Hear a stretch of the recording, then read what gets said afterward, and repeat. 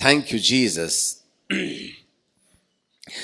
स्वर्ग और पृथ्वी के बनाने वाले परमेश्वर, हम आपको धन्यवाद देते हैं, आपकी आराधना करते हैं, आपकी स्तुति और तारीफ करते हैं प्यारे पिता, आज के इस महत्वपूर्ण दिन के लिए जो आपने हमें दिया है। और आज हम आपके वचन को स्मरण किया चाहते हैं, उस पर चिंतन मनन किया चाहते हैं और आपसे प्रार्थना करते हैं पिता परमेश्वर, आज हमारे साथ अपना व्यवहार बनाए रखें, हमें बुद्धि दें जिससे कि आपकी बातें हमें समझ में आने पाएं। यीशु नासरी के नाम से मांगते हैं, आमीन।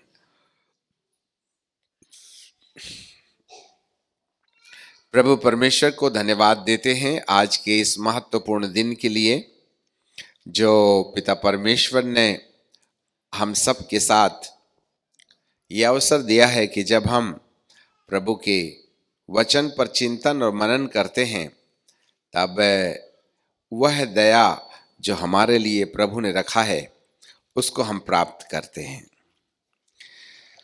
जैसे समस्त विश्व में लोग इस समय यीशु के दुख सुख भोग सप्ताह का स्मरण करते हैं और याद करते हैं कि प्रभु यीशु मसीह को इस संसार पर मृत्यु का सामना करना पड़ा, आखिर हम प्रतिवर्ष प्रति माह प्रारंभ के सप्ताह में प्रभु भोज की विधि से होकर के गुजरते हैं और हम याद करते हैं कि प्रभु हमारे लिए मरा, क्योंकि प्रभु यीशु मसीह ने ये बातें स्वयं भी अपने वचन में कही थी जब वे अपने चेलों के साथ दुख सुख भोग के पड़ाव पर पड़े थे। यदि मैं आपके लिए पढ़ूं पहला कुरिन्थियों की किताब और उसका 11वां अध्याय और उसके 23वें पद को, तो इससे पहले हम 23वें पद को पढ़ें। बाइबल में से एक और भी पद हम निकालना चाहते हैं जिसको हम लोग पढ़ना चाहेंगे, जो आपको शायद लूका रचित सुसमाचार में मिलेगा। यदि आप लूका रचित सुसमाचार और उसके 22वें अध्याय से हम पढ़ें, 22वें अध्याय का 7वां पद। तब अख़मीरी रोटी के पर्व का दिन आया जिसमें फसह का मेमना बलिदान करना अवश्य था, और यीशु ने पतरस और यूहन्ना को यह कहकर भेजा कि जाकर हमारे खाने के लिए फसह तैयार करो। अभी फसह की तैयारी हो गई और इस तैयारी के अंतर्गत 19 पद में बाइबल बोलती है, फिर यीशु ने रोटी ली और धन्यवाद करके तोड़ा और उनको यह कहते हुए दी कि यह मेरी देह है जो तुम्हारे लिए दी जाती है, मेरे स्मरण के लिए यही किया करो। मेरे स्मरण के लिए, टू रिमेंबर माई डेथ। तो एक विषय हमारे सामने में है, क्यों मसीही समुदाय के लोग इस माह में 40 दिन के उपवास के दिन ठहराते हैं और प्रभु यीशु मसीह की मृत्यु के बारे में चर्चा करते हैं। क्योंकि प्रभु ने आदेश दिया था कि मेरी स्मरण के लिए, मेरी याद के लिए यही किया करना। और फिर इसी रीति से उसने ब्यारी के पीछे कटोरा भी यह कहते हुए दिया कि कटोरा जो मेरे लहू में है, लहू में जो तुम्हारे लिए बहाया जाता है, नई वाचा है, पर देखो मेरे पकड़वाए जाने वाले का हाथ मेरे मेज पर है। ठीक है, अब ये विधि प्रभु जी ने अपने चेलों को दी, ध्यान देना। और इस विधि को पौलुस के द्वारा, जो कलीसिया के मुख्य नींव ढालक हैं, उनको भी ये बातें प्रकट में आई। अब आ जाते हैं पहला कुरिन्थियों की किताब के 11वें अध्याय के 23वें पद में।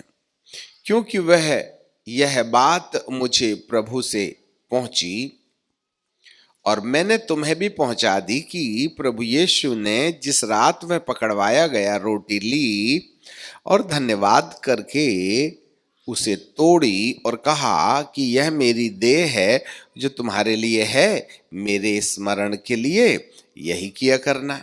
यहां फिर बाइबल बोलती है मेरे स्मरण के लिए यही किया करना, मेरी याद के लिए यही किया करना।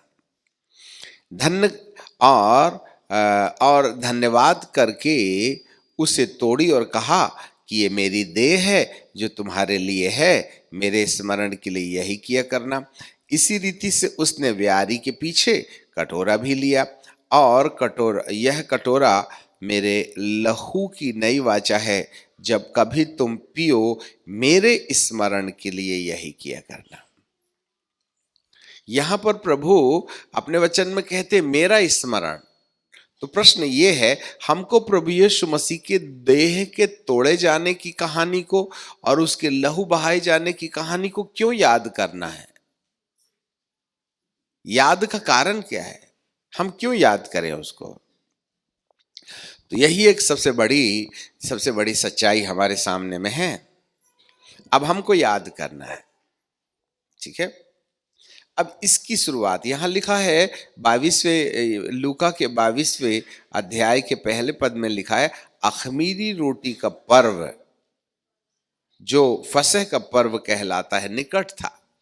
आपको मालूम होवे इस समय हम अख़मीरी रोटी के पर्व को मनाने के सप्ताह में है या माह में है। अभी ये जो अख़मीरी रोटी का जो पर्व है, खमीरी, बोलो खमीरी, जिसमें खमीर नहीं है। हाँ, तंदूरी रोटी का काम नहीं है, ताजी रोटी का काम है। दो प्रकार की रोटी होती है, एक रोटी को तुरंत जो है आटे को भिगो करके बनाते हैं, इसको ताजी बोलते हैं, और एक है जिसको गेहूं आटे को भिगो देते हैं और रात भर रखते हैं, उसमें फर्मेंटेशन हो जाता है, उसमें खट्टापन आ जाता है और फिर उसको लेकर के तंदूरी के समान बनाते हैं। आजकल तंदूरी रोटी चलती। तंदूरी रोटी बोले तो खट्टी रोटी बोलने से हम रात भर आटे को भिगो के रख देते हैं, उसमें खटास आ जाती है। ये जो साल भर है, ये हर साल यहूदियों का एक पर्व मनाया जाता है। उस पर्व के अंतर्गत बिना खट्टे आटे की रोटी खाई जाती है। तो खट्टे आटे की रोटी और बिना खट्टे आटे की रोटी से क्या मतलब निकलता है? खटास जो है वह अच्छा प्रतीक नहीं है, परंतु मिठास अच्छा प्रतीक है। खट्टा और मिठा, है ना। जब हम छोटे थे तो एक दूसरे के साथ जब कभी दोस्ती हो जाती थी तो दो उंगली करके कहते थे मिठी, और जब कभी झगड़ा हो जाता था तो छोटी उंगली से खट्टी। खट्टी का मतलब बैर, मिठी का मतलब प्यार, है ना। नहीं मालूम किसने शुरू किया था, खट्टी और मिठी, मिठी में दो और खट्टी में छोटी उंगली, है ना।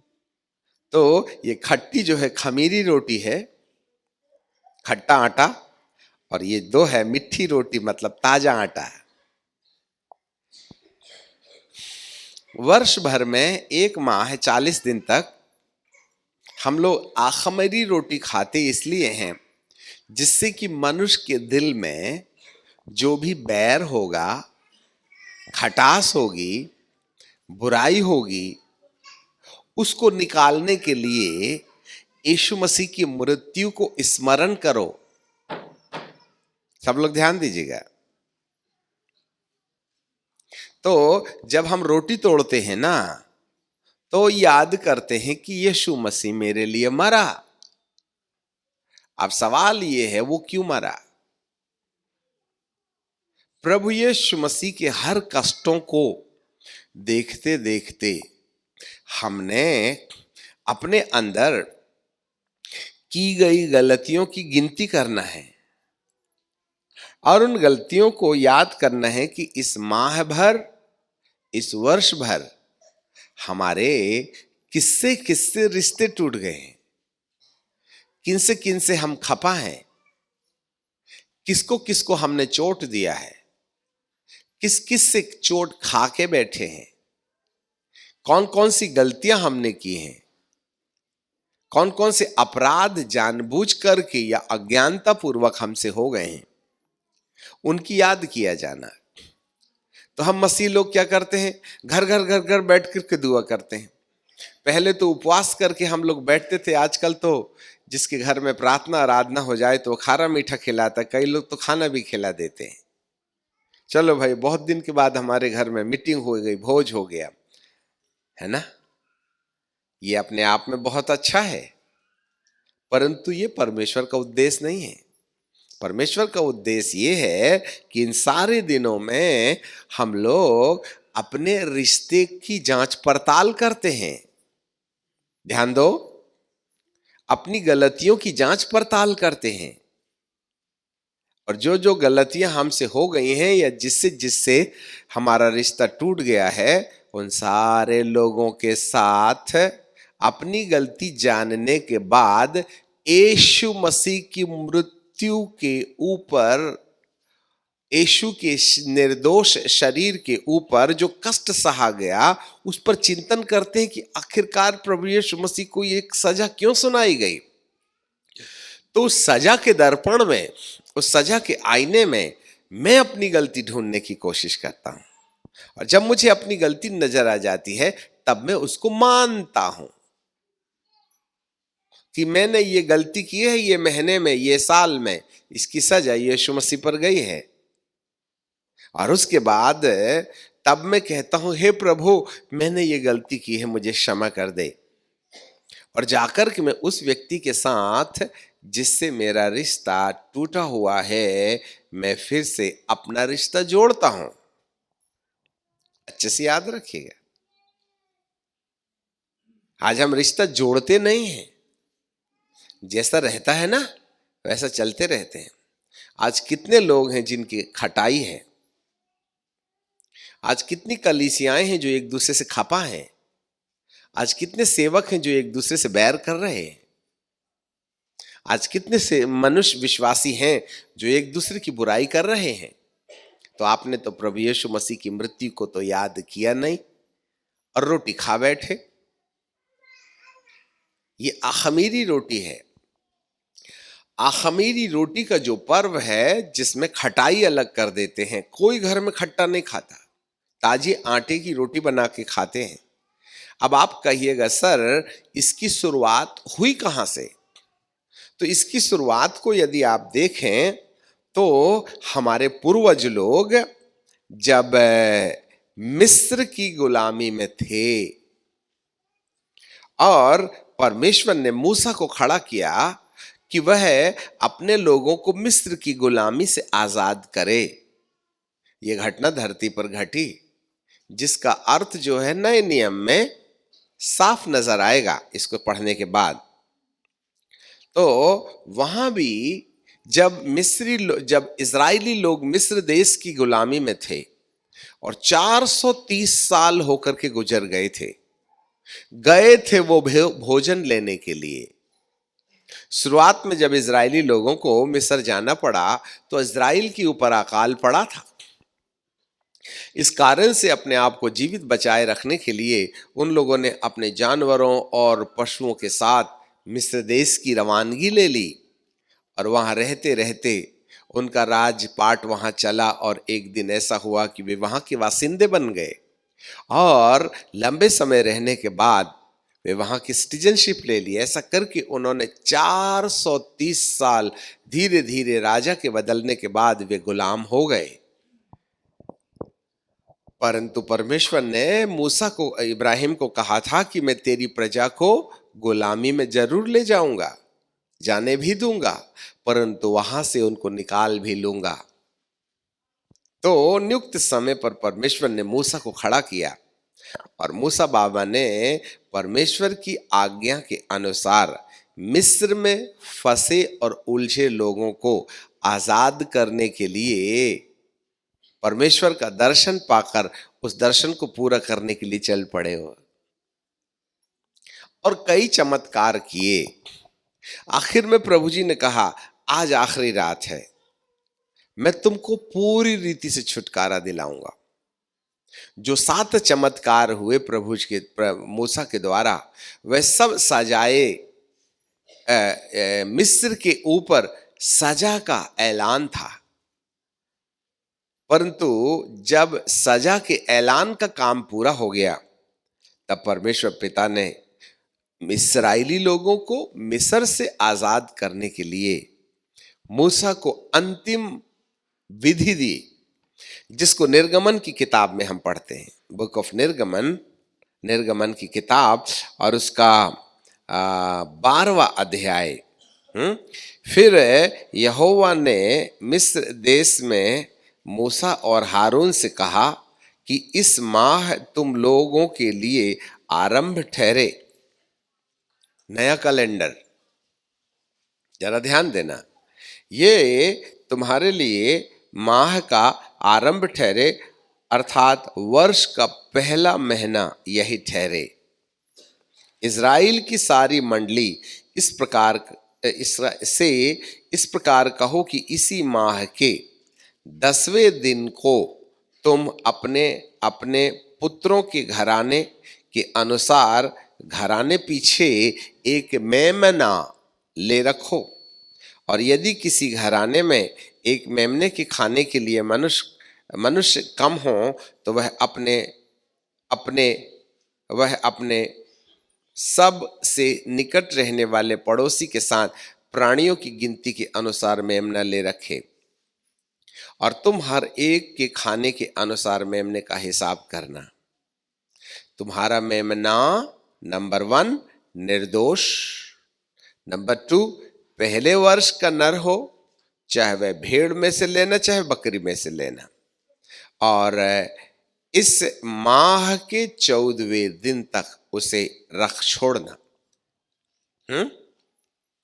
मतलब 14वें दिन जब संदेश मूसा के पास पहुंचा, ध्यान दो, जब संदेश परमेश्वर ने मूसा के द्वारा भेजा कि यह आज, जब परमेश्वर का वचन पहुंचता है, वह एक नए वर्ष, नए महीने, नए दिन की शुरुआत होती है। अब मुझे नहीं मालूम आपकी जिंदगी में कभी ऐसा हुआ भी था कि जिसको आप याद करके कहोगे, फला दिन मेरा नया जन्म हुआ था, जिस दिन आपका बदलाव शुरू हुआ था, जिस दिन परमेश्वर का वचन आपके जीवन में पवित्र आत्मा के द्वारा काम करना शुरू किया गया था। वो वाला दिन आप में से आपके जीवन में है भी या नहीं है, है ना? इस तरीके की जानकारी हमको रखनी चाहिएगी। ठीक है, बाइबल क्या बोलती है कि जिस दिन परमेश्वर का वचन मूसा के पास पहुंचा, उसी दिन वो पहला दिन बना, महीने का पहला दिन, पहला महीना, पहला साल। अब वहां से गिनती शुरू हुई, 1 2 3 4 11 12 14, और वचन पहुंचने के 14वें दिन के बाद, 14वें दिन में उन्होंने कहा था कि एक मेमना लेना, और ये जो मेमना होगा वो निर्दोष होगा। ये बातें हमने ऋग्वेद में देखी। प्रजापति जब निष्कलंक अवतार बन करके आएंगे, तो जो निष्कलंकता है ये सबसे बड़ी अहम भूमिका अदा करती है। मेमने में दोष नहीं होना चाहिए। तो ये भौतिक कहानी है। मेमने के अंदर दोष नहीं होने के लिए मेमने को देखा जाए वो एक ही कलर का हो, उसके नाखून टूटे नहीं होना चाहिए, उसको खुजली वगैरह नहीं होनी चाहिए, उसके कान कटे फटे नहीं होना चाहिए, उसके बाल पूर्ण रीति से बदन पर होना चाहिए, उसको किसी प्रकार की शारीरिक व्याधि ना हो, मेमना लंगड़ के न चलता हो, उसका पेट खराब ना हो, तंदुरुस्त मेमना होना चाहिए। अच्छे से याद रखना, यदि कान फटा वाला मेमना लाइएगा, खुर बैंड हो गए हैं उसके, ऐसे फट गए हैं पैर, उसकी चमड़ी में खुजली है और उसको डायरिया हो गया है, बार बार छिच्ची कर रहा है, ऐसा वाला लेके नहीं आना है। ये निर्दोषिता का एक भविष्यवाणी है और उसको लाना, और वह पहले वर्ष का नर होना चाहिए। पहले वर्ष का मतलब वो पूरी रीति से जवान होने की कगार कगार में हो। दूसरी भाषा में आपको लज्जा ना आए, जिसने शादी नहीं किया होगा, है ना, जो वाला मेमना, जो वाला लड़का भेड़ है तो किसी लड़की भेड़ के पीछे ना गया होगा, और लड़की भेड़ है तो लड़के को लाइन ना मारा हो, अर्थात उनके शारीरिक संसर्ग के पहले वाली दशा। याद रखना, निर्दोषिता। और उसको लेके आना और तुम उसको क्या करना है, बलिदान करना है।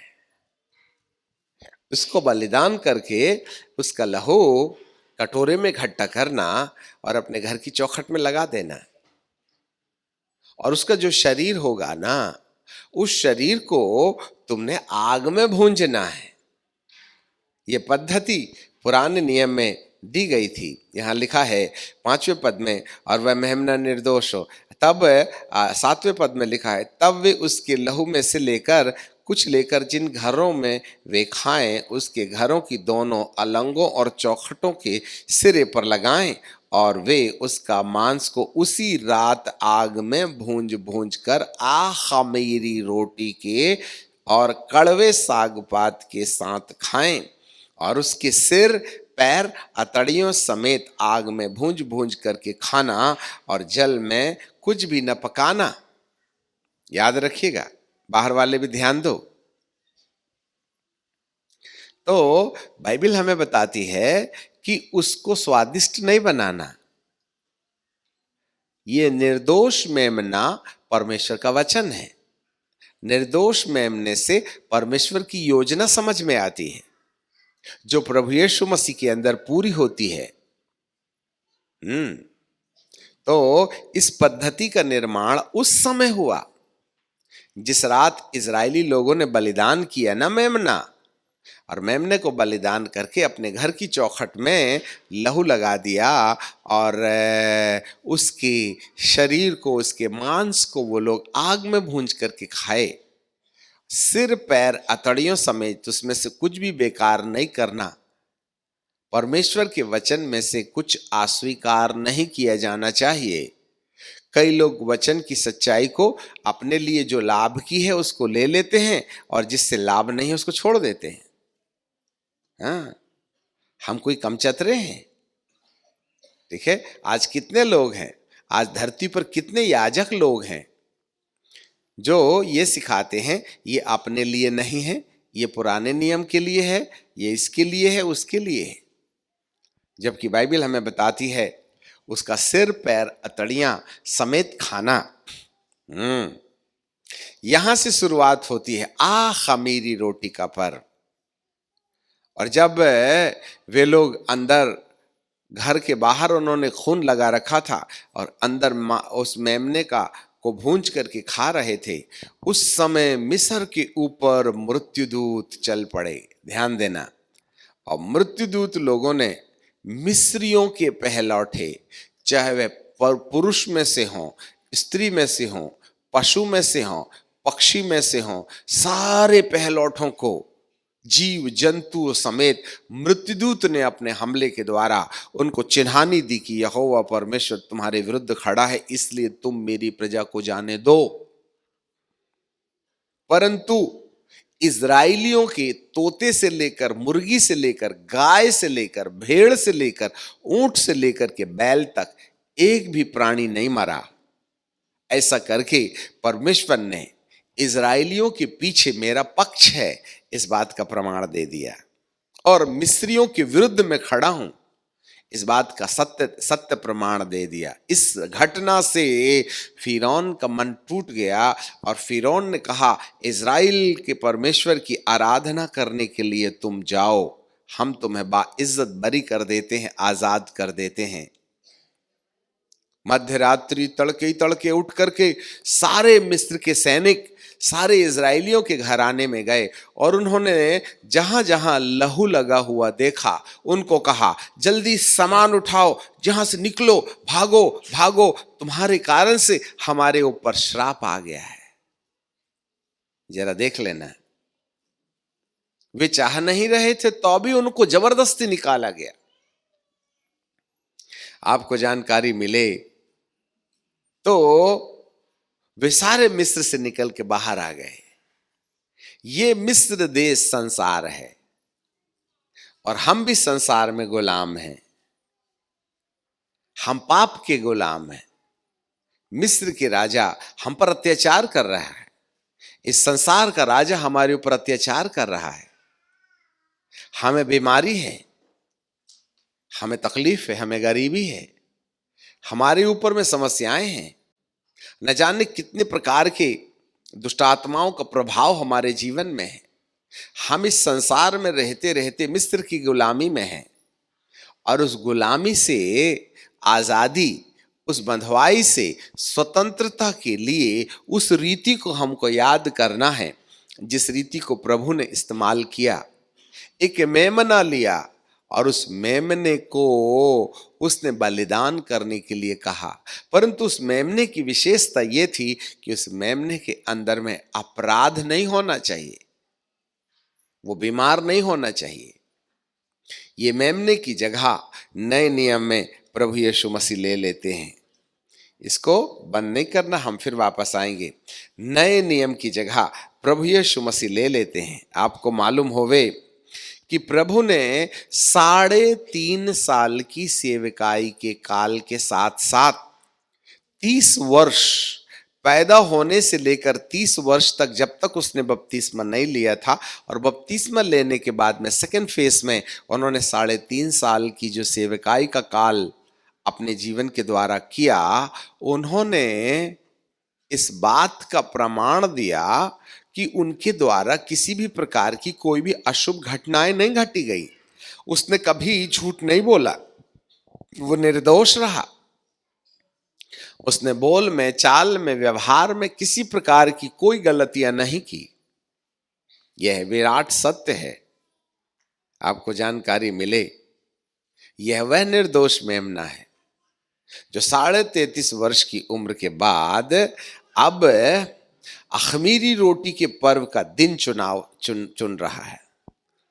उस समय से, कब से? मिस्र देश की गुलामी के बाद से लेकर के अब तक जो है, हर इजराइलियों को एक बात कही गई थी, और वो बात ये थी कि तुम इसको, 14 पद पढ़ लीजिएगा पुराने नियम में 12वां अध्याय निर्गमन के 12-14 में।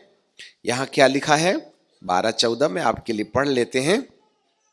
और वह दिन तुमको स्मरण दिलाने वाला ठहरेगा, याद दिलाने वाला ठहरेगा, और तुम उसको यहोवा के लिए पर्व करके मनाना हर साल, और वह दिन तुम्हारी पीढ़ी में सदा सदा की विधि जान करके है पर्व मनाना, क्योंकि यही महीने की शुरुआत रही।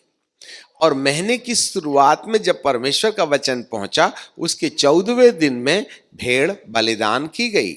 और ये जो विधि है वह पीढ़ी पीढ़ी दर पीढ़ी, और उस समय से लेकर के जितने भी लोग मिस्र देश की गुलामी से निकले थे, वे इस दिन को याद करते हैं, और वहां से कैलेंडर शुरू होता है, मूसा का कैलेंडर। समय समय पर अलग अलग कैलेंडर आते रहे हैं। आपको मालूम होवे, अब एक नए कैलेंडर की शुरुआत हो रही है। जब उसी कैलेंडर के हिसाब से अखमीरी रोटी का पर्व आया, तब प्रभु यीशु मसीह ने अपने चेलों को बोला कि जाकर के मेरे लिए अख़मीरी रोटी के पर्व का इंतज़ाम करो। फिर से आ जाते हैं अब लूका 22 में, तो यह वही दिन था जिस दिन कैलेंडर की शुरुआत हुई थी। याद रखिएगा, अख़मीरी रोटी का पर्व जो कहलाता है वह निकट था। 14वें दिन मेमने का बलिदान किया जाना था। तो उस समय से लेकर के, ध्यान दो, उस समय से लेकर के सब लोग क्या करते थे, एक एक मेमना बलिदान करते थे और उसको आग में भूंज करके खाते थे। परंतु प्रभु यीशु मसीह यहां नए कैलेंडर की शुरुआत जब करते हैं तो वह मेमने को बलिदान करने की जगह में अख़मीरी रोटी अकेला ले आते हैं और उसके बाद अंगूर का ताजा रस ले आते हैं। यहां विधि बदल रही है। अब तक वहां पर मेमने का वध किया जाना और रोटी का, अख़मीरी रोटी का पकाया जाना, ये दो विधि थी। पशु बलिदान करते थे और रोटी अख़मीरी खाते थे और उसमें कड़वे साग पात, मतलब करेला की पत्ती। ठीक है कि नहीं? हाँ, सुसमाचार की सच्चाई पर चलने से कष्ट हो भी जाए तो इनकार नहीं करना। 10वां हिस्सा दिए तो गए ना 10,000 में से 1,000। आपको 24 घंटे में से गए ना 2.5 घंटे। 1 किलोमीटर बेगार में जाए तो 2 किलोमीटर जाना, गया ना तुम्हारा 2 घंटा। हाँ, वहां नुकसान है। वो करेले की पत्ती है, उसको सहना। हर एक आज्ञा आपके जीवन में नुकसान पहुंचाती है। एक गाल में थप्पड़ खाए तो दूसरा भी फेर देना, गई ना इज्जत 12 के भाव से। बिक गए कबाड़ में हम, देख सबके सामने मार दिया उसने कुछ नहीं किया। हम अपनी इज्जत खो देते हैं। तो हर एक आज्ञा भौतिक संसार में हमारा नुकसान करती है। यह है कड़वा साग पात। हालेलुया। अब वो अख़मीरी रोटी का पर्व आ गया सर, और उस अख़मीरी रोटी के पर्व में प्रभु ने रोटी तो मंगवा ली, परंतु रोटी के बाद उसने द्राक्षरस भी मंगवाया। और द्राक्षरस मंगवा करके उन्होंने रोटी और द्राक्षरस, मतलब अंगूर का ताजा रस, और रोटी तोड़ करके कहा, लो ये मेरा मांस है, ये मेरा देह है। अब तुमको पशु बलिदान करने की जरूरत नहीं है। जब कभी तुम रोटी लेते हो तो वह पशु के शरीर के स्थान पर यीशु मसीह के निर्दोष मृत्यु की सजा की याद में ये रोटी हमारे सामने है। अब जरा देखें, ये रोटी जब आप अपने हाथ में लेते हो तो आप यीशु की मृत्यु को याद करने के टाइम पर उसकी सजा का कारण क्या है, इस बात की जांच पड़ताल करते हो। हमारी सदी भाषा को ध्यान से सुनो। जब कभी आप यीशु मसीह की मृत्यु को याद करते हो तो उसकी मृत्यु की याद में ये जांच पड़ताल करते हो कि आपने कौन कौन सी गलती की है जिसके लिए आज यीशु मसीह का भुगतान किया, यीशु मसीह के द्वारा भुगतान किया जा रहा है। अच्छे से याद रखें। हालेलुया। आज बहुत से लोग रोटी लेते, इधर उधर देखे, गपाक करके खा लेते, जबकि ये रोटी को हमने याद करना है यीशु के निर्दोष मेमने के समान बलिदान किया जाना। ये कारण क्या है उसका, तो उसका कारण अपने अंदर ढूंढिएगा। ध्यान दो, वो कारण अपने अंदर ढूंढो। आपने किससे बैर किया है, किससे पंगा चल रहा है, कितने बार झूठ बोले आपने ये महीने हफ्ते में, किससे लड़ाई लड़ी आपने, वो जानकारी हासिल करना है रोटी को देख करके। और फिर उसको कहना है कि प्रभु ये गलतियां मुझसे हुई हैं, आप मुझे क्षमा करोगे क्या? तब जाके रोटी खाना आपके लिए आशीष का कारण बनेगा। लोग तो सीधे उठा के खा लेते हैं। जी नहीं, तब रोटी के पीछे प्रभु ने कटोरा लिया। देखो, यहां पर मेमना बलिदान होना था, तो प्रभु ने मेमने की जगह रोटी ले ली, और यहां से एक नया कैलेंडर शुरू होता है। जरा ध्यान से सुनिएगा, यहां से एक नया कैलेंडर शुरू होता है, क्योंकि भेड़ के बलिदान किए जाने वाली जगह यीशु मसीह लेने जा रहे हैं। अब भेड़ नहीं, प्रभु यीशु निर्दोष होकर मरने जा रहे हैं। और यहां पर अख़मीरी रोटी के पर्व में उन्होंने इस बात की मनादी कर दी कि मैं हूं जो बलिदान होने जा रहा हूं। और उसी रात वो गेतसमनी बाग में चले गए। हालेलुया। और गेतसमनी बाग में जाने के बाद रात भर प्रार्थना करने के वक्त सुबह सुबह यहूदा इस्करियोती ने चेलों को, रोमी सिपाहियों और धर्म के ठेकेदारों को उस गेतसमनी बाग में लाकर के इकट्ठा करके कहा, ये है वो यीशु। बेच दिया 30 चांदी के सिक्के में।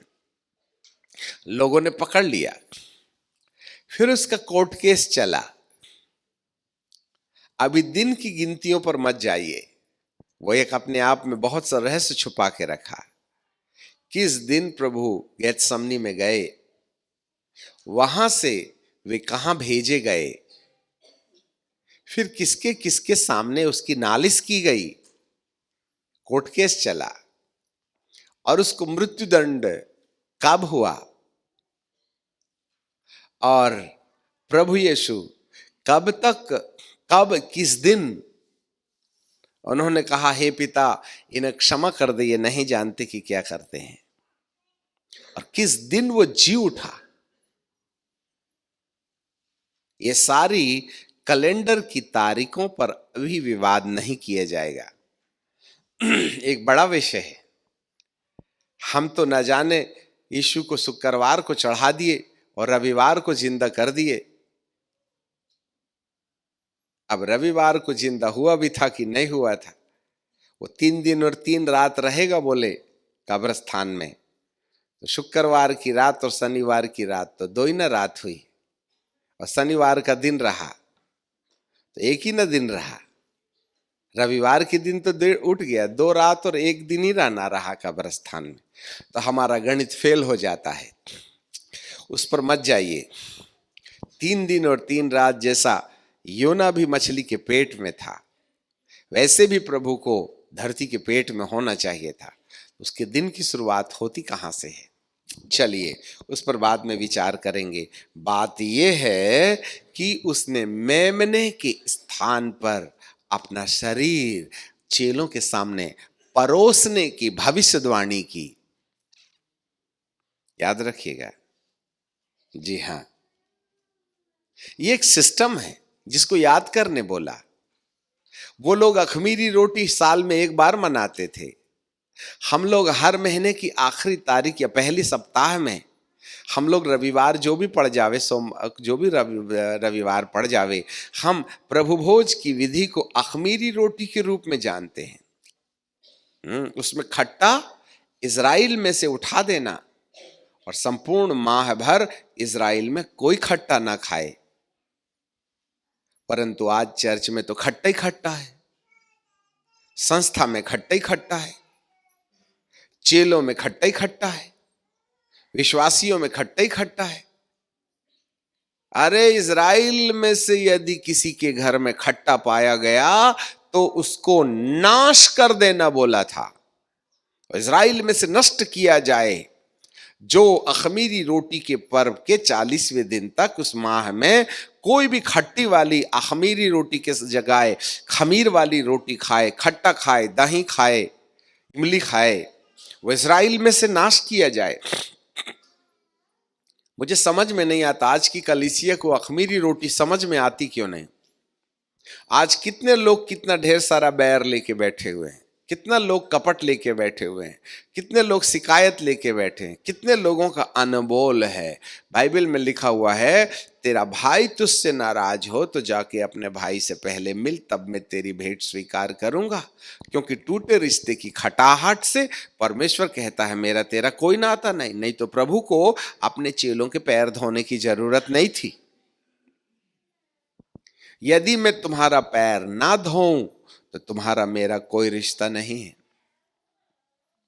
आज पति पत्नी की खटास है, आज संस्था संस्था की खटास है, आज सेवक सेवक की खटास है, आज विश्वासी विश्वासी की खटास है, आज सिद्धांत सिद्धांत की खटास है। इसका मतलब तुम कौन से नाम से प्रभु भोज खा रहे हो, हमें तो ये कहीं से नहीं समझ में आता है। शुरुआत करें पति पत्नी से, शुरुआत करें सिद्धांतवाद से। जो वास्तव में प्रभु भोज खाने लायक है, उनके अंदर अंतराल या दूरियां होना विशेष गुनाह है। और उस गुनाहों की क्षमा के लिए हमको मेमने की याद करना है। तो आपने, मुझे नहीं मालूम कौन से वाले मेमने को बलिदान करके याद कर रहे हो। हम तो रिश्ता जोड़ने के लिए तैयार है नहीं। हट्टी नंबर 1, जिद्दी नंबर 1, बैरी नंबर 1। आज कितनी संस्थाएं टूट गई, कितनी कलीसियाएं टूट गई, कितने लोग एक दूसरे को पसंद नहीं करते हैं। क्यों पाप कमा रहे हो रोटी खा के? तुमको कौन बोला ये रोटी तुम्हारे लिए आशीष का विषय बनेगी? इसलिए बाइबल में लिखा है कि इसको हर एक व्यक्ति अपने आप को जांच ले, नहीं तो रोगी हो जाएगा और जल्दी मर जाएगा। बहुत से मर भी गए, लिखा है। ये ब्यारी के साथ मजाक नहीं किया जा सकता है। यदि आप अपना मन ठीक नहीं करना चाहते हैं तो रोटी खाना बंद कर दें, नहीं तो 4 बीमारी का रास्ता खुल जाएगा, हमारा धंधा बेकार हो जाएगा। व्यारी की पवित्रता समझना बड़ी आवश्यक बात है। बैर की हालात में रोटी नहीं खाई जाती। रोटी हमको याद दिलाती है कि किसी ने निर्दोषिता की दशा में तुम्हारी सजा का भुगतान किया है। तो आपको मालूम भी तो हो ये हफ्ता प्रभु यीशु मसीह ने किस मामले में भुगतान किया आपका। इसलिए हर एक व्यक्ति को अपने अपने जीवन में माह के तमाम गुनाहों की याद रोटी के पहले करना चाहिएगा। आपने किसके साथ दुर्व्यवहार कर दिया, पत्नी को कब डांटे थे, अपने परमेश्वर के सामने मान लीजिएगा। ठीक है ना? अभी इसको यहीं रहने दें। हम एक जिस उद्देश्य को आज प्रभु ने हमारे सामने रखा है वो हम आपके सामने लाना चाहते हैं। हम एक दृष्टांत पढ़ने जा रहे हैं, मरकुस रचित सुसमाचार और उसका 9वां 8वां अध्याय। मरकुस 8 और उसके 22 पद से हम पढ़ते हैं। वहां वचन इस तरीके से कहता है, और वे बैतसदा में आए। ये जो बैतसदा है ना, निकाल लिया, मरकुस 8:22, और वे बैतसदा में आए। अभी ये जो बैतसदा है उसका अर्थ क्या है? तो हम एक पद और पढ़ेंगे, इसको बंद मत करना, वहीं वापस आ जाएंगे। मत्ती के 11:21 में चलते हैं। मत्ती की किताब और उसका 11 अध्याय और उसका 21 पद जरा देखें। वहां क्या लिखा है? हे खुराजीन, हाय बैतसदा। वाओ! इसका मतलब है ये जो बैतसदा है वो परमेश्वर की दृष्टि में एक घृणित और पापी और श्रापित स्थान था। हालेलुया! बैतसदा परमेश्वर की दृष्टि में एक पापी स्थान था। वहां श्रापित लोग रहा करते थे। वहां रहने वाला हर एक व्यक्ति अपराध में लिप्त था। जो सामर्थ के काम तुझ में किए गए इसका मतलब है बैतसैदा में प्रभु ने बड़े चमत्कार किए थे। इसके बाद भी बैतसैदा में किसी प्रकार का कोई परिवर्तन नहीं आया। इसके कारण से परमेश्वर पिता ने बैतसैदा को श्रापित समझा। अब यहां पर बाइबल हमें बताती है कि बैतसैदा के रहने वालों ने उस बैतसैदा को श्रापित घोषित अपने कामों के आधार पर किया, क्योंकि दया तो दिखाई गई थी। याद रखें, दया तो दिखाई गई थी, परंतु दया का दुरुपयोग हुआ। प्रभु ने चमत्कार किए। बैतसैदा में एक कुंड भी था जहां पर 38 बरस के रोगी को चंगा किया गया था। समय समय पर स्वर्गदूत आकर के पानी हिलाते थे और जो पहला कूद जाता वह चंगा हो जाता, चाहे रोग किसी भी प्रकार का होगा। वहां प्रभु यीशु मसीह 38 बरस के रोगी को चंगाई देते हैं, कहते हैं अपनी खाट उठा और चल और फिर। यही कारण है कि बैतसैदा में परमेश्वर के सामर्थ के काम दिखाई तो गए थे, परंतु बैतसैदा ने मन फिराना पसंद नहीं किया। आज बहुत सी जिंदगी में प्रभु अद्भुत काम तो करते हैं, परंतु वे लौट के आना नहीं चाहते हैं, वे मन नहीं फिराना चाहते हैं। याद रखिएगा। और यही एक सबसे बड़ा कारण है बैतसैदा के अंदर की गई अद्भुत घटनाओं ने वहां के लोगों को परमेश्वर की ओर फिर जाना चाहिए, इस प्रकार का दबाव नहीं मिल पाया। आज भी बहुत से ऐसे लोग हैं जिनके जीवन में प्रभु बड़े अद्भुत काम कर रहे हैं। उनको नौकरी दी, उनको काम दिया, उनको काज दिया, उनको व्यापार दिया, उनको वचन दिया गया, पवित्र आत्मा मिला, वरदान मिला, परंतु उसके बाद भी वो प्रभु के लिए जिस तरीके से विश्वास योग्य साबित होना चाहिए था, वे विश्वास योग्य साबित नहीं हुए। और इस कारण से परमेश्वर बैतसैदा को श्रापित दृष्टि से देखने लगता है।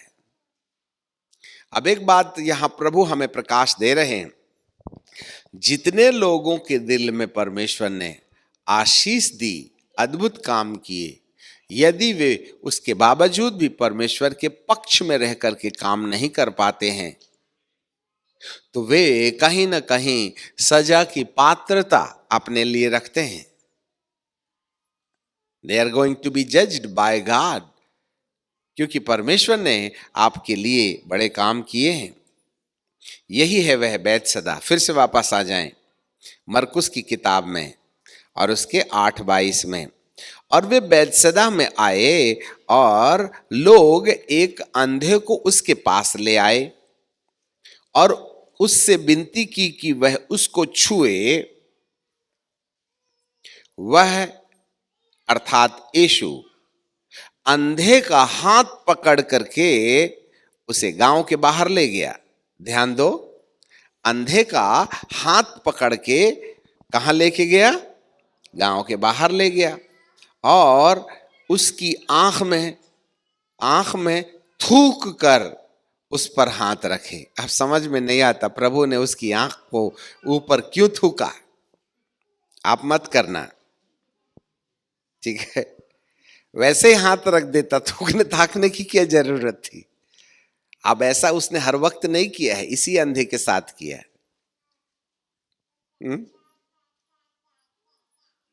एक बात बताइए, आदमी कब थूकता है? प्राइवेट मामला है ये। थूका बोले तो हैं? पुराने जमाने में जब कभी कोई किसी के ऊपर थूक दे तो पाप समझा जाता था। उसने मेरे ऊपर थूक दिया, जब कोई चमड़ा, कोई एसिड तो निकला नहीं, तेरा चमड़ा जल गया नहीं, बोले थूक दिया मेरे ऊपर में, रिपोर्ट हो जाती है उसने थूका, गाली गलौज किया, थूका। थूकना भी पाप था, उसकी कलम बनती है थूकने की। ये बेचारा चंगा होने आया आखिर यीशु मसीह ने थूक दिया तो उसकी जात भी डर गई ना, वो जात से बाहर। यदि कोई किसी के ऊपर थूक दे तो भयानक अपराध समझा जाता, झगड़ा शुरू हो जाएगा। आप ऐसा करके कोई बात नहीं, जाने दो, ऐसा कोई नहीं करता है। झगड़ा है, तूने मेरे ऊपर थूका, इधर मैं तेरे को बताता हूं, महाभारत शुरू। तो ये अंधा भी बेचारा कुछ ऐसी झगड़ा नहीं करने लगा। मैं जी प्रभु जी से पूछूं, हे प्रभु आपने ऐसा क्यों किया? तो प्रभु कहते हैं बाद में बताएंगे, पहले अभी आगे चलो। ठीक है कि नहीं? लिखा है अंधे के ऊपर थूका, एंड देन फिर उसके ऊपर हाथ रखे, और हाथ रखने के बाद पूछा अब तो बता जरा तुझे कैसा दिखाई देता है? तो उसने आंखें उठाई, बोलो आंखें उठाकर कहा, मैं मनुष्य को देखता हूं कि वे मुझे चलते फिरते दिखाई देते हैं जैसे पेड़। अरे वाह, आदमी पेड़ के समान दिख रहा है, इसका मतलब उसका धुंधला धुंधला दिखाई देने लगा, है ना, धुंधला धुंधला सुनाई देने लगा। अभी अधूरा कारोबार हुआ है, ठीक है। तब प्रभु यीशु मसीह ने फिर दोबारा उसकी आंख में हाथ रखा और उसने ध्यान से देखा। पहले उसने आंख उठाया, दूसरे में उसने ध्यान से देखा। आंख उठाना एक साधारण प्रक्रिया है, ध्यान लगाना तनाव देना है दिमाग में। कई बार हम लोग आंख उठा लेते हैं और सोचते हैं पूरी आंख खुल जावे, हम ध्यान नहीं देना चाहते हैं। उठाने और ध्यान देने में अंतर है। हम कई बार प्रभु के ऊपर गिर पड़ते हैं, हे प्रभु तेरे को जो करना है वो कर दे, मैं कुछ नहीं करता, जैसा हूं बीड़ी लेके आया हूं जाके सुलगाऊंगा। जब उसने ध्यान से देखा तो चंगा हो गया और सब कुछ साफ साफ देखने लगा। जरा देखिएगा, अब जो घटना घटती है, ध्यान दीजिएगा, अब जो घटना घटती है वो ये है, और उसने उससे कहा, हमारे पीछे बोलो, और उसने उससे अंधे से यह कहकर घर भेजा कि इस गांव के भीतर पांव भी न रखना। अरे बाबा, अरे बाबा, ये तो शर्त दे दिया, देयर इज अ कंडीशन, इस गांव में पैर भी नहीं रखना। अब सबसे पहली चीज, एक प्रश्न ये उठता है, सब लोग ध्यान से सुनो, हाँ, इसी बात के लिए हमने अभी तक इतना ढेर सारा समय बनाया था। प्रभु जी से हमारा एक सवाल है कि यीशु मसीह ने बैतसैदा के गांव के अंदर अंधे को जब लाए थे तो प्रभु ने उसको गांव के अंदर चंगा क्यों नहीं किया? जरा ध्यान दीजिएगा, बैतसैदा के गांव के अंदर प्रभु को चंगाई देने में प्रॉब्लम क्या था? स्वर्गदूत आते थे ना वहां, और यदि वो श्रापित जगह थी ही थी तो प्रभु को श्रापित गांव के अंदर जाने की क्या जरूरत थी? बाहर बाहर निकल जाता। जरा ध्यान दीजिएगा, पर यीशु मसीह खुद भी गांव के अंदर था, वो श्रापित जगह में था, है ना। कई जगह कोई अशुद्ध जगह होती है तो हम वहां का रास्ता ही भूल जाते, नहीं जाते, और बोले डेंजर गांव है, नहीं जाने का, उधर ना रहेगा बांस ना बजेगी बांसुरी। तो प्रभु को भी तो आइडिया था कि बैतसैदा परमेश्वर की दृष्टि में श्रापित गांव है, तो वहां जाने की तकलीफ क्यों की थी प्रभु जी ने? ये पहला प्रश्न है। और जब गांव के अंदर गए ही थे तो लोग आएंगे तुम्हारे पास में, ठीक है, और जब आएंगे ही तो आपने करना क्या चाहिए था? उनको चंगाई देना था ना। तो प्रभु यीशु मसीह ने उसका हाथ पकड़ करके उसको गांव से बाहर ले गया। बस सारा दारो मदार यही है।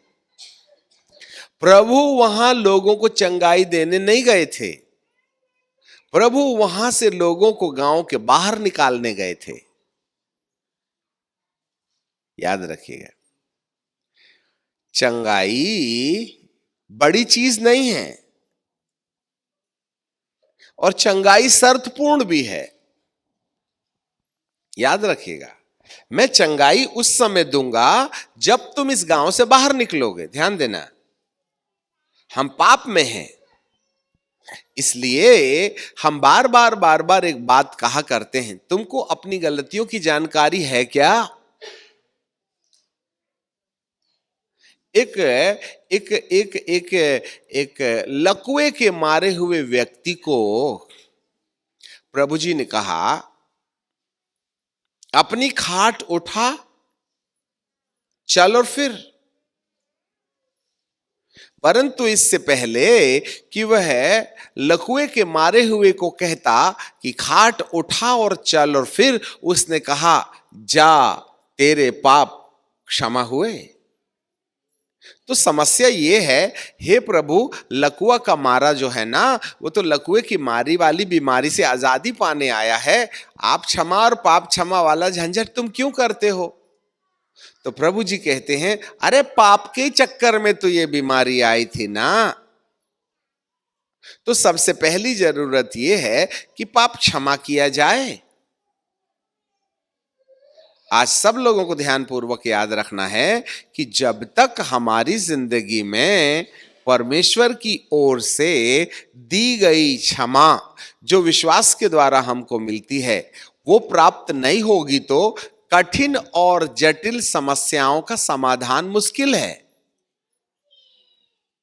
याद रखिएगा, इसीलिए जब कभी भी कोई घातक समस्या आपके जीवन में, चाहे भूतों का अटैक हो, बीमारी हो, अंधापन हो, लंगड़ापन हो, लूलापन हो, है ना, श्राप डाला पड़ा है, तो वहां सबसे पहली चीज प्रभु जी की ये होती है, मैं तुम्हारे गांव में जाऊंगा जरूर, परंतु तुमको अंदर चंगाई नहीं दूंगा। मैं तुमको वहां से पहले बाहर निकालूंगा।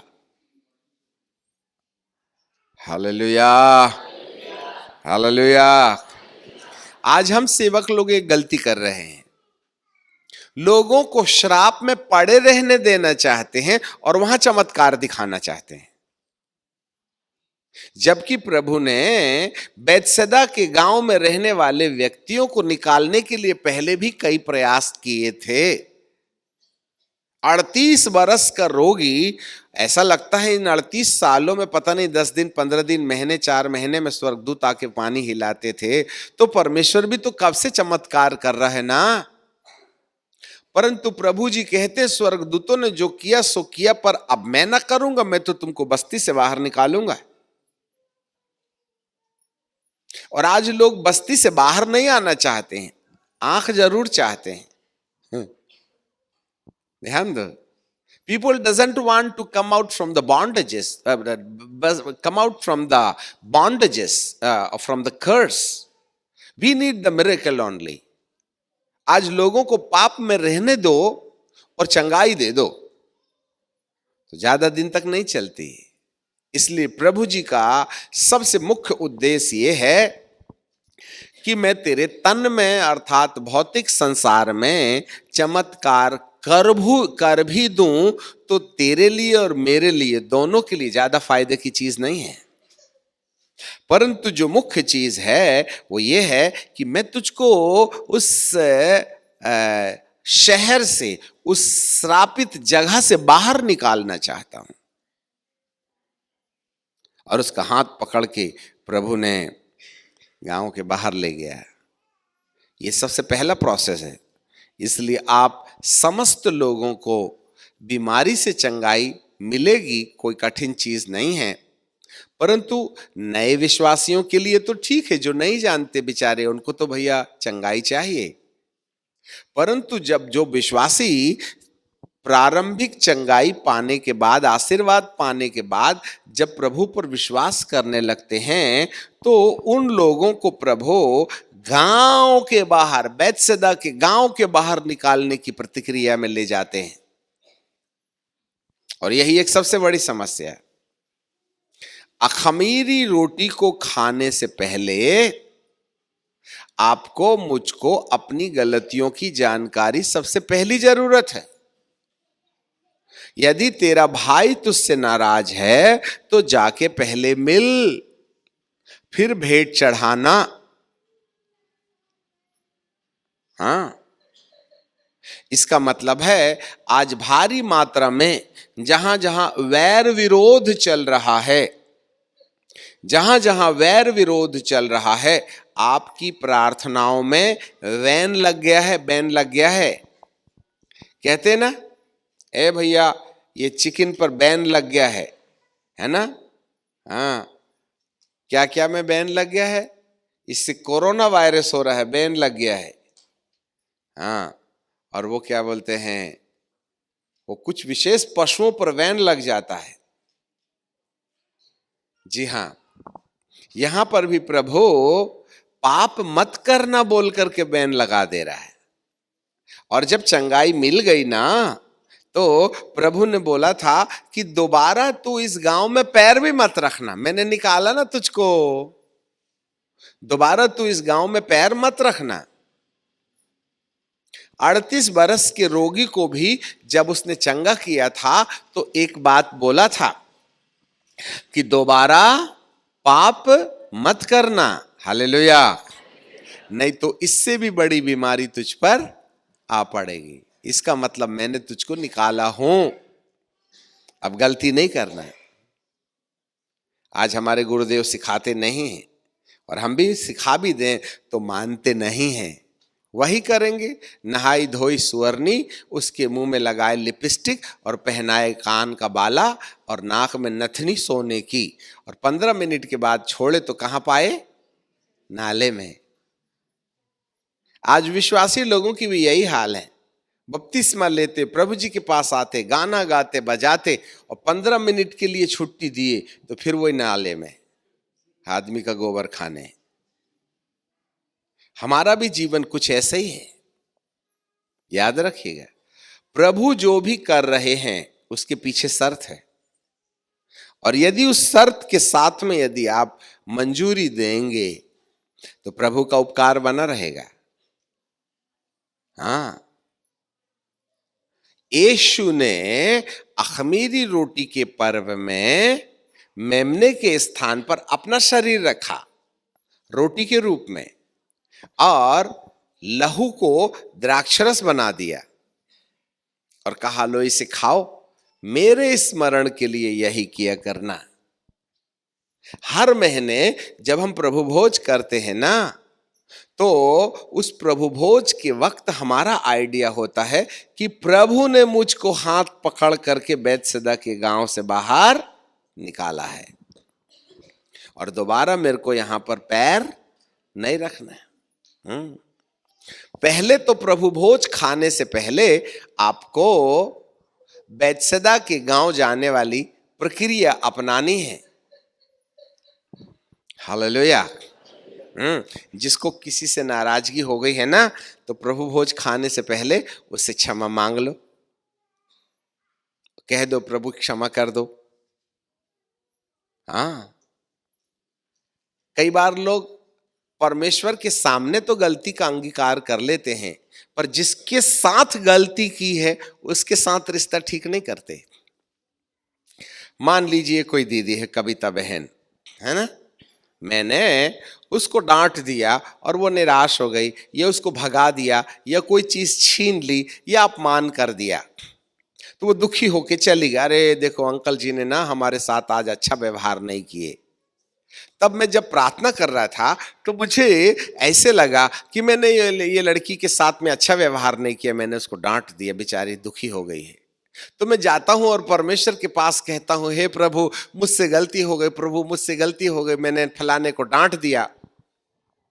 तो प्रभु कहता है, यदि तूने अपनी गलती मान ली है ना, तो मैं तेरे को 50% ही क्षमा करूंगा। तो मैं प्रभु से पूछूं, हे प्रभु आप 50% मेरे को क्षमा क्यों करेंगे, आप 100% क्यों नहीं करेंगे? बोले तूने मेरे साथ तो रिश्ता ठीक कर लिया ना, पर जिसको तूने चोट दिया है उसका तो दिल अभी भी घायल है, उसको तो तूने मलहम नहीं लगाया ना। जिस दिन तू उसको, जिसको तूने चोट दिया है उसको मलहम लगा देगा, अपना रिश्ता फिर से ठीक कर देगा, तो मैं 100/100 तेरा नाम क्षमा कर दूंगा, तेरे पाप क्षमा कर दूंगा। आज भारी मात्रा में लोग एकांत में परमेश्वर के साथ अपना रिश्ता ठीक करने की बात करते हैं, और जिससे बिगड़ा है ना उसको बिगड़ा रहने देना चाहते हैं। तो तुम्हारी भेंट किस शर्त पर प्रभु स्वीकार करेगा? आप तो दुआ बंद कर दो, व्यापार में लग लो, आप ये प्रभु के धंधे में काम नहीं है। Stop to worship the lord, stop to do the ministry if you have the broken relationship. हाँ, क्योंकि यदि खमीर है तो मार डाले जाने लायक हैं हम।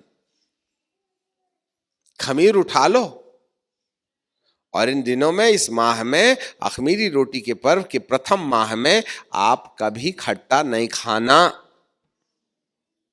बेतसैदा के अंदर घुसना ही नहीं। 38 बरस का रोगी, यदि तूने पाप किया तो 38 के बाद, 38 था कि 48 बरस था, 38, अब 95 साल का बीमारी आ जाएगा। मतलब जब तक तू मर नहीं जाएगा ऐसी वाली बीमारी आ जाएगी। दोबारा पाप नहीं करना। वो लड़की जिसने व्यभिचार में पकड़ाए जाने के बाद में धर्मियों के द्वारा लाई गई थी यीशु मसीह के पास, लाए भी थे पत्थर सबने, यीशु इसको हमने व्यभिचार करते समय पकड़ा है, बोल तेरा क्या मिजाज है। प्रभु जी ने कहा मेरा मिजाज समझना चाहते हो तो समझो, जिसने पाप नहीं किया है वो पहला पत्थर मारे, और सबका नाम लिखा, और उसके आगे आगे उसका पाप भी जताते रहा, वर्ड ऑफ नॉलेज। तब एक एक व्यक्ति एक एक पत्थर जो लाया था ना, वहां गिराते गिराते सारे पत्थर वहीं, आदमी गायब। ठीक है कि नहीं? तब प्रभु यीशु मसीह ने उठा के आंख देखा, कैसा मैडम कहाँ गए वो सब, तेरे को लाए तो थे ना मारने वाले? बोले सब चले गए। तो प्रभु जी ने कहा जब उन्होंने नहीं मारा तो मैं भी तुझको पत्थर नहीं मारता, पर एक शर्त है। क्या? अब दोबारा ये गलती नहीं करना। हम तो वही करते हैं,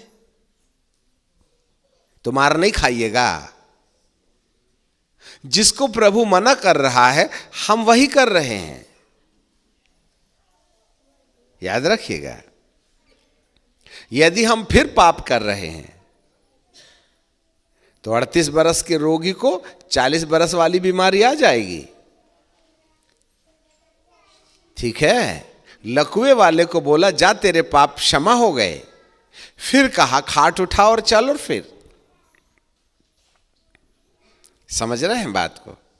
अंधे को हाथ पकड़ के खींचा और बाहर ले गया, बोला चंगा करूंगा, पर उसके बाद ये भी कहा था कि दोबारा इस गांव में पैर भी नहीं रखना।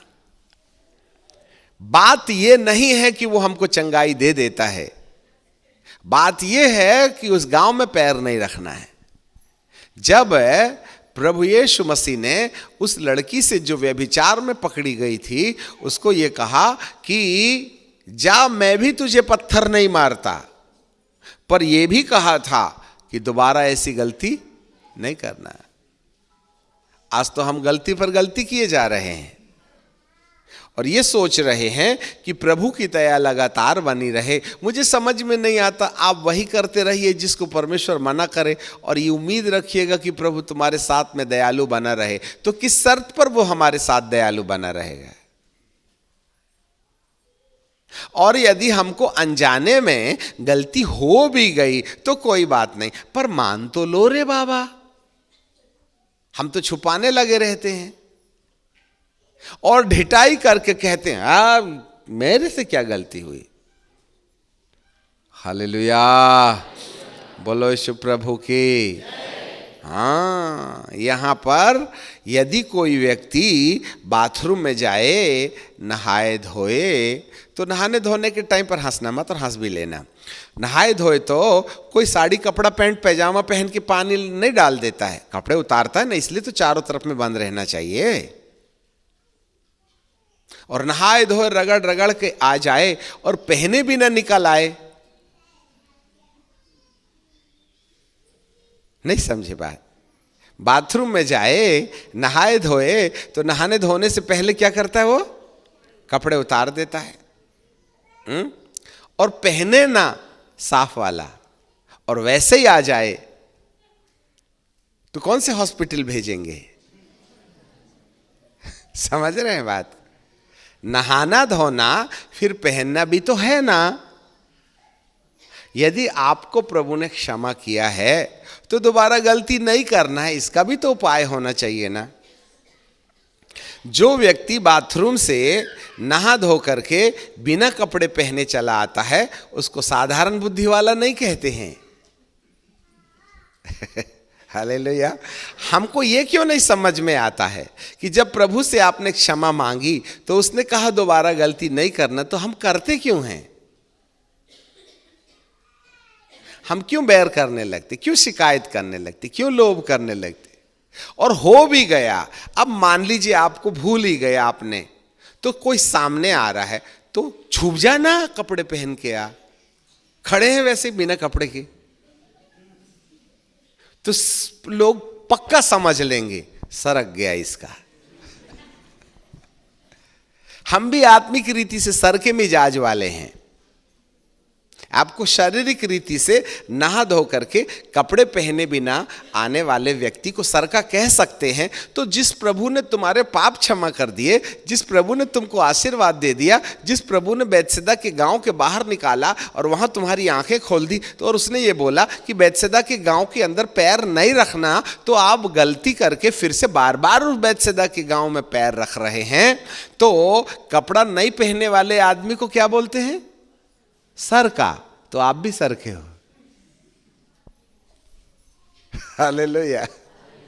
समझ रहे हैं बात को? ये लोकल भाषा है। आज कितने लोग हैं आत्मिक रीति से पागल खाना जाने लायक हैं, रोज प्रभु से कहते क्षमा कर दे, और गलती वही करते हैं। फिर उतार दिए कपड़े जनता के सामने। और यदि कोई बार बार बाथरूम छोड़ जनता के सामने कपड़े उतारे, तो उसको सच में कहेंगे ये समाज में रहने के लायक नहीं है। हमारे आत्मिक जीवन की सच्चाई कुछ यहीं छुपी हुई है। हम बार बार वही गलती दोहराते हैं, बार बार वही गलती दोहराते हैं। इसीलिए खमीरी रोटी का पर्व है। जोर से बोलो, खमीरी बोले तो जिसमें खमीर नहीं है। खमीर का मतलब खट्टा। तो किसका किसका दिल खट्टा नहीं है और किसका किसका दिल खट्टा है? क्या हमारी सबसे मिठी है कि कोई है जिनसे भी खट्टी है? तो जिनके दिल में जिनके लिए कोई खट्टा है, तो भाई तुमने तो अखमीरी रोटी खाई है। और अखमीरी रोटी खाना न, माफ करना, खमीरी रोटी खाई है। और खमीरी रोटी खाने वाले को बोला था इज़राइल में से नाश किया जाए। तो भूत तो आने वाले हैं, हमसे भी नहीं निकलेंगे फिर, हैं? समस्या तो होगी। इसलिए इज़राइल में से खट्टा निकाल भगाओ। खट्टा बोले तो हम ये नहीं बोल रहे हैं खट्टा, आम खट्टा, इमली खट्टा, दही खट्टा। उस जमाने में ये सब खाने वाला खट्टा काम आता था। आजकल वो वाला खट्टा काम नहीं आता। आज हमारे दिल का खट्टा आता है काम में। बोलो यीशु प्रभु की। अपन का किसी से कोई बैर है क्या? यदि ऐसा है, अपन ने किसी को चोट दिए तो रिपेयरिंग किए क्या? इसलिए रोटी लेने के पहले हम स्मरण करते हैं, हे प्रभु, मुझे तेरी मृत्यु की याद नहीं, वरन तेरी मृत्यु के पीछे मेरे कौन से कर्मों की सजा है जिसको तू भोग रहा है, वो याद करना। हालेलुया। समझ में आ रही बात? आज इससे पहले आप रोटी में सम्मिलित हो जाएं, ये रोटी के अंदर यीशु का टूटा हुआ शरीर याद करो, और आपसे जो गलती हो गई है उसको उसके ऊपर डाल दो और प्रभु जी से कहिए, हे प्रभु, मेरे अंदर ये जो अपराध है इसको तू मिटा दे।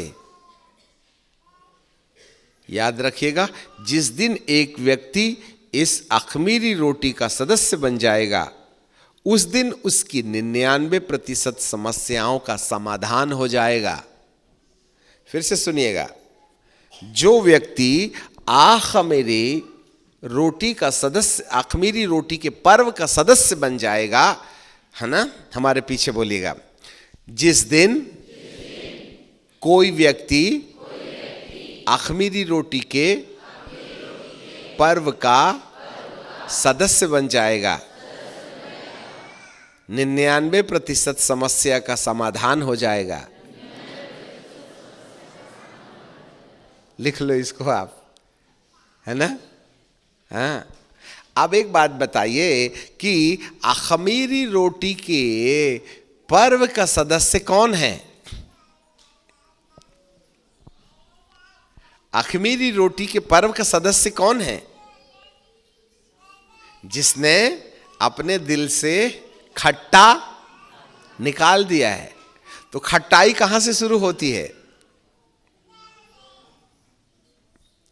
पति पत्नी से, फिर बाद में सास बहू से, फिर भाई भाई से, फिर भाई बहन से, फिर पड़ोसी पड़ोसी से, ठीक है, फिर ऑफिस में काम करने वाले सहयोगी से।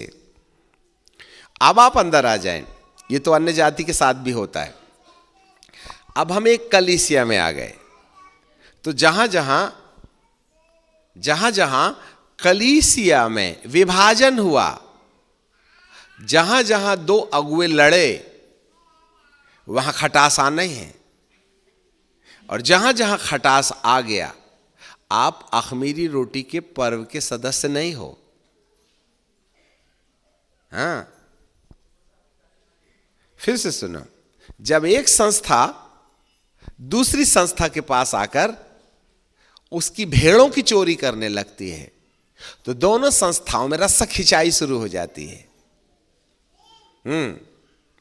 जब दो संस्थाएं आपस में लड़ने लगती हैं, तो खटाई आ जाती है। प्रभु कहता है ये मार डाले जाने लायक हैं।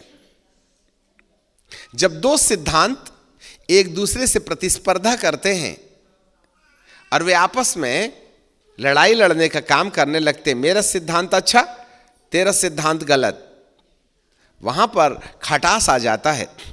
और ये खटास जो है फिर हमारे लिए कहीं ना कहीं अख़मीरी रोटी के सदस्य से हमको बाहर निकालने वाला कारण बन जाता है। हालेलुया।